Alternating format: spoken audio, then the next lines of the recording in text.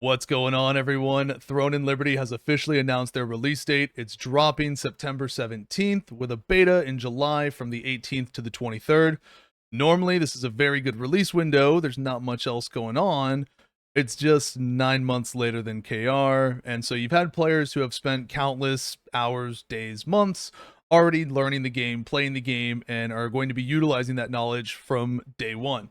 That's just the way it is. And people need to expect that a little bit going into it. These players are going to look to take this knowledge with their guilds and try to control the outcome of their server from the very first day.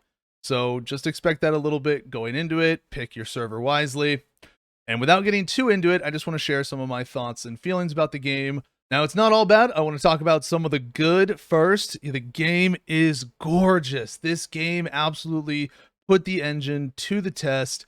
The world is absolutely beautiful. There's so many different biomes, and you can see the change of the biomes. If you get up somewhere high in the world, you can see the changing scenery of the biomes that there are on the map, and it's really quite cool, and it's very beautiful. The exploration is great, going around the zones without there being any sort of walled instancing to prevent you from going there and having to load in or anything like that. It's all very open, and being able to just explore around the map at your leisure, however you want, is a very nice feeling, and being able to see those players is really cool too.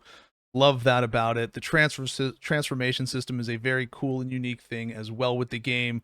Being able to use that for the exploration side of it as well, with the traversal and the grappling hook, the transformations for swimming in the water, that kind of stuff. There are cool, unique things about the game. The gearing system isn't terribly RNG and punishing. It's definitely less punishing than some other Korean titles. You know, any XP progression that you make on gear or on your skill upgrades, you are able to transfer that to other gear or to other skills if you decide to change those skills, weapons, whatever have you. There is a transfer system that does exist, and it converts all of the XP, so you don't really have reverse progression there. The only like RNG bit of it is that the amount of XP when you're upgrading is RNG in terms of how much it uses. You might get 50% or up to, over 100% XP increase from your material feeding. And so the RNG part is how many materials you'll need in order to reach that next level on your upgrade. And the only reason why that ends up being a little bit of a pain point is because there is, on the downside, some gated progression with like a contract system. As just one example, acquisition of materials is limited, and so being able to make the most of those acquisitions early on for your long-term progression does play a little bit of a role. And so the contract system is this system where you take contracts, you can do 5 at a time, and you have a contract limit in terms of the resource. And the issue that you run into with it is that it is a regened resource that regens on a daily basis. So once you consume your contract limit, you can't do any more contracts, and it doesn't regen the whole thing the next day. So unless they make a change to this, in our release of the version, or they've made a change to it already, because there have been some changes, that is a limited restricting element of getting, armor growth stones, gear growth stones, skill growth stones, things like that. So definitely something to take into consideration there. On the backside of it, we talked about it at the very beginning. I don't feel like Throne and Liberty is going to be much of a place for the casual player or small, tight-knit guild long term. Even in the beta, the small guilds ultimately just got overran zerged by the larger guilds, and it was a bit of an issue. The PvE in the game, not the worst PvE there is, but it's also not super great. I mean, if you're coming from anything like WoW, Lost Ark, Final Fantasy 14, etc., those games have significantly better PvE content to engage with. The big focuses on Throne and Liberty are PvP. Now, this is a big deal for casual players because you will fall behind in gear, and there is a bit of a gear check in the game, and if you're in a small guild, you're going to just get ran over by large guilds, even if you are trying to gear check a little bit. The game is very reliant on big active guilds, because that's going to let you control more of the content, control the world bosses, control the open world dungeons, win siege wars, that kind of stuff.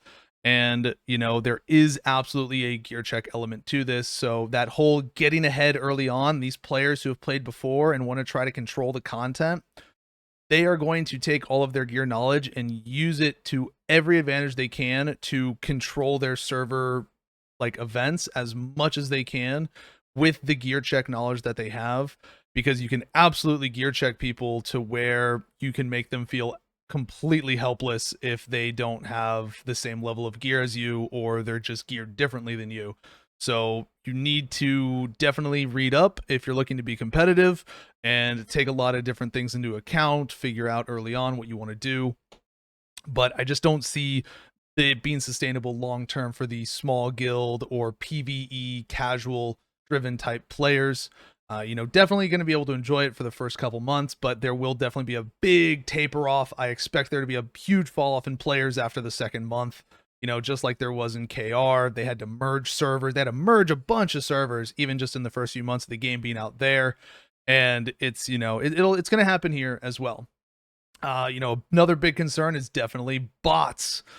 Bots are going to be very prevalent in the West. They were very much there on KR, and it's even easier to get access to accounts in the West. And the Western player base likes to RMT a lot more than Korea. So I expect there will be an even bigger demand for botting and selling gear on the marketplace. And that's going to be something to definitely keep an eye on, because there is no hiding the bots. You will see them. They will be everywhere. They will be in the zone events. There is no layering. There is no channel system. You will see the bots, and they will be stacked together doing the same animations over and over and over, farming nonstop on a script. Okay, so definitely give the game a shot. It's going to be free to play. Check it out when it releases. I hope that it has a better lifespan here than it did in Korea, and it ends up having a healthier player base for the long term of it. But we'll see what kind of changes they make going forward.